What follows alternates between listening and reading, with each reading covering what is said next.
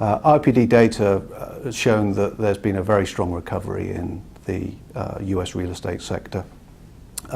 Pretty fair to say stronger than most other countries that we record, other than perhaps the UK.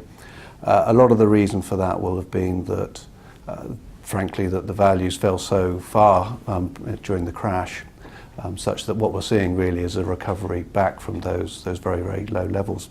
The sort of numbers that we're showing are that there's a recovery in returns, capital plus income, to investors to the tune of 14.2% last year.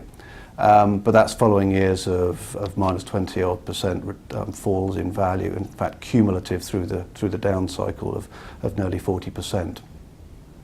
The greatest concern for the US real estate market at the moment must be the patchiness of the recovery.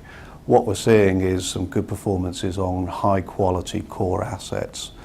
For example, super regional centres outperforming other retail centres, quality CBD offices outperforming suburban offices. So it's really very much a reflection of investors' appetite for good, strong, safer assets and less risk taking.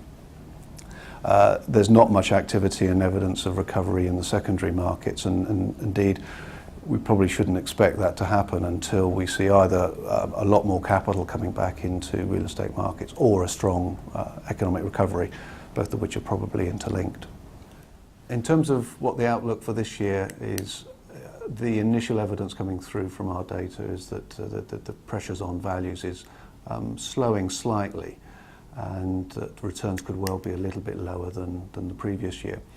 Of course, if there's a strong pickup in economic activity that starts to improve the demand for space, then we could start to see a more general recovery in real estate values.